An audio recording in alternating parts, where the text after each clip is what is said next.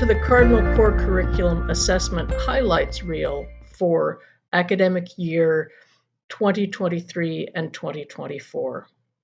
I'm Wendy Gordon. I'm the Cardinal Core Curriculum Coordinator. I manage the assessment, I write the reports, and I make the videos. As you remember, the Cardinal Core Curriculum program is the general education program for SUNY Plattsburgh, comprising about a quarter, 30 credits of every student's curriculum. We implemented this program in fall 2021 after an extensive design process used by SUNY Plattsburgh faculty and worked around to meet the SUNY General Education Framework requirements. Every year, we assess approximately 1/3 of the outcomes designed into the Cardinal Core Curriculum. This past year, we assessed 2 outcomes from the Cardinal Foundation Seminar based on academic skills and life skills. We always assess the basic communication through English 101, and we always assess the information literacy outcome through Library 190. In the categories area, we always assess 2 or 3 knowledge areas, 1 or 2 skill areas, and 1 perspective. The ones that are listed here are the ones that we covered this past year. We also look at other measures in addition to simply the faculty feedback through the assessment program. For example, looking at grade distribution, at equity, as in which students are getting which grades, to what extent are we helping or preventing retention, and is the whole system working? Operational success refers to, are students getting into the classes? Can they take the classes at the times that they prefer? Are there faculty available to teach those classes, and such things like that? Looking first at the Cardinal Foundation Seminar, what I take away from the numbers that I'm showing you here is that all but about 25 of our first semester students in the fall were able to get the class in their first full year. They got it in either the fall or the spring of their first year with us. And that's great. I would prefer to have more of them getting the class in the fall semester, but being able to offer the class to every student in their first year is really important to the program. In the fall of 2023, we collected faculty responses to the 2 learning outcomes that we were assessing. Outcome number 2 is regarding academic skills. Looking at these pie charts, green and blue are good, yellow is meh, and red is really concerning. As you can see, most faculty were finding that most students were successful in meeting these outcomes. Similarly, outcome number 3 is regarding life skills, and these are things like showing up on time and being able to complete an assignment in a responsible way. Sometimes they covered financial literacy. Sometimes they covered things about goal setting. These are all life skills that are covered in the foundation seminars. And again, we can see that a majority of the students met or exceeded. More of the students approached, and then a few students were not meeting these outcomes. In the foundation seminars, the students are also asked for a self-evaluation on how they did in meeting these goals. And you can see here that most students were very confident in their ability to have met academic skills in order to carry on and succeed as a self-directed lifelong learner. In terms of life skills, students typically reported that they did succeed in improving them and in using them. One rather weak spot is in terms of financial literacy. The students always seem to want more coverage of financial literacy than the faculty incorporate into the classes. So this is something that we're certainly talking about how to develop more fully in the foundation seminars. Regarding other measures in the foundation seminars, there's always a concern about a high DFW, that's grades of D, E, or W in the foundation seminar. It tends to run around 20%, 22%, a little bit higher than we would like. So I wanted to show this graph as showing that clearly the huge majority of students get successful grades out of the foundation seminar. And there are other reasons that are discussed in the report about why those rates might be higher in CFS 1889 than they are in some other classes across the campus. We asked institutional effectiveness to do a deep dive, especially into those DFW rates, and see, was it all students across the board had an equal chance of failing the course, or were there particular students? And I pulled this quote from the report itself showing that there's definitely a group of students that struggle more in CFS 1889 than others. With this information, that students in this category are almost a third of them are likely to receive a DFW, that allows faculty to think about how can they reach those students, and if they are creating a class that can reach this group of students, it's going to help all of the students succeed. I want particularly to point out that even when faculty or students feel like CFS 1889 may not be doing what they want for that individual student, overall, it is successful for the college in terms of retention. As you can see here, there's a 10% greater rate of retention for the students who were able to take CFS 1889 in the fall compared to those who did not take it in the fall. Not only is there a better retention rate, there's a better GPA for the students who were able to take it in their first semester. So when I said a few slides ago that we really want to be able to offer enough seats for all of the students to take the class in their first semester, this table tells us why. So shifting here to look at the category classes, these are what are more typically considered the general education classes. What you can see from this quick table of what classes were offered, we tend to offer a greater variety of classes in the spring, but fewer overall seats in the spring as well. There also tend to be more empty seats in face-to-face classes across the board, and also face-to-face classes in the spring. It is not my job to think about what to do with these numbers, but it's important data for us to have to try to get the classes to be right-sized to fit the needs of our students.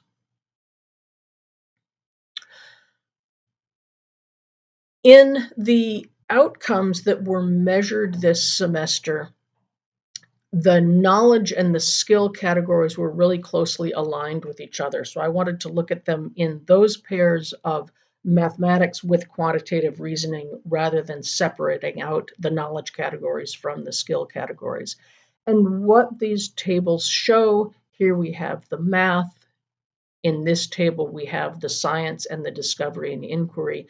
What we see here is the same thing that we have seen across assessment for the past 3 years, that by and large, our faculty are succeeding in helping our students to succeed in meeting these outcomes. The huge majority of students either exceed or meet these learning outcomes. At the same time, enough students are rated as not meeting expectations or as approaching expectations that I have confidence in what the faculty are saying. This is not faculty that are simply giving everybody a pass. This is faculty that are examining their students, helping their students to learn, and acknowledging when their students are not being successful, and reporting that in the assessment report. So I shouldn't say that I like seeing our students not fail, but I like seeing the honesty of the faculty in telling me what's really going on in the classroom. It gives me confidence in the assessment report. In addition to the knowledge and the skills, we assessed the global awareness and responsibility perspective across the entire program. This was assessed in the spring of 2024. And again, the huge majority of students are meeting and exceeding expectations in most of these areas. I wanted to point out that in SLO number 2 and SLO number 4, where the numbers of approaching and not meeting are slightly higher, both of those outcomes are related to an individual sense of connection to a global issue. So, for example, SLO number 4 is students will recognize their ability to affect change as an individual. It's there that faculty teaching in these areas might do a little bit more in terms of helping their students understand that even though it is an issue with a global reach, individuals can still respond and have influence on those areas. The primary takeaway that I got from reading faculty responses of what they had done, what worked, what challenges they faced, and all of this is listed in the report, was the tremendous success of project-based learning in both the mathematics and the science areas that we assessed this year, particularly in some of the science classes where instructors had introduced more projects in order to make that connection to global awareness. They found the students more engaged and interested and having a better success at learning the science content because of the way that it was linked to real world issues. So I found that to be a really satisfying and fulfilling part of this report. In terms of other measures regarding the categories, the DFW rates are fine. For the most part, when we are seeing DFW rates between 15 and 20%, it seems like that's about right. That's about what's to be expected. What is slightly concerning is the number of classes that have really high DFW rates. So as you can see, a total of 53, a total of 53 classes over the academic year in the Cardinal Core categories had DFW rates of 30% or higher. And that's a little bit concerning because general education classes are not meant to be easy, but they're intended for a general audience, and that the faculty will be giving the students support they need to succeed in an unfamiliar discipline. And so seeing general education classes that have DFW rates that high is a little bit concerning.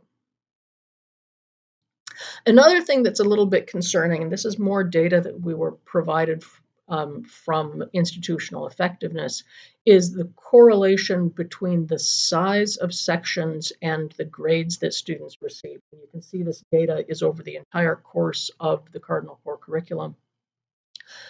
And it shows that there is a correlation between large classes and lower grades. And so that's simply a conversation for us to be having over the course of the next year or so. Looking back at assessment over the course of the entire Cardinal Core curriculum program, we've been now through an entire cycle. We have assessed all of the learning outcomes. And as the person running the assessment, I've felt like the method is successful. It is relatively labor intensive on the administrative end, but it has lightened the load for faculty participation in that they are not assessing every student or every class every year. I've been very pleased with the amount of faculty engagement that I have gotten. The huge majority of faculty that are asked to participate do participate, and they give thoughtful, meaningful feedback. This assessment has shown that most of our students are succeeding in meeting most of our outcomes. And again, there are enough negative responses to show that it's genuine assessment. This is genuine looking at how students are doing and making an honest assessment of it. So we will be continuing this assessment program for another cycle from 2024 through 2027. So we're starting over again at the beginning. So the people that were assessed in fall of 2021 are going through assessment again this fall in 2024. We're also going to be seeing a few updates to the Cardinal Core program based on updates to the SUNY General Education program. SUNY has required us to add mention of artificial intelligence to the information literacy program, and they have added a new competency in civic discourse that is still under development, but we'll be incorporating that into the Cardinal Core curriculum as soon as it is finalized by SUNY. The classes that will help meet that competency will have time to adjust. I believe they're looking now at a fall 2026 implementation deadline for getting that new competency up and running. In terms of what we are doing on this campus, we'll be paying more attention to the equity findings, and that idea of if we know who's most likely to struggle in our classes, how do we address that student and then help all of the other students because of it. Continuing to work on community building. This is something that we see in both the category classes and in the foundation classes, that students need help in community building at this point. We need to reach out and help them do that. Continued attention to the operational issues. Are we offering the right classes at the right time with the right faculty in the right places? Trying to make all those pieces work together. And finally, continuing outreach to the faculty in terms of not only assessment coming toward the Cardinal Core Curriculum Office, but going out again. And this video is a part of that project, trying to get faculty to know what the results are and how they can then incorporate it into their teaching. Thank you very much for your attention to this video. If you have questions for me, if you would like to engage in a discussion, you can take yourself over to the Cardinal Core Curriculum Instructors site in Brightspace. And in the module for assessment in Cardinal Core, you'll find a discussion page where we can talk about this. And I'll be happy to tell you anything you'd like to know about the process and the findings. You will also find the complete report in that Brightspace page.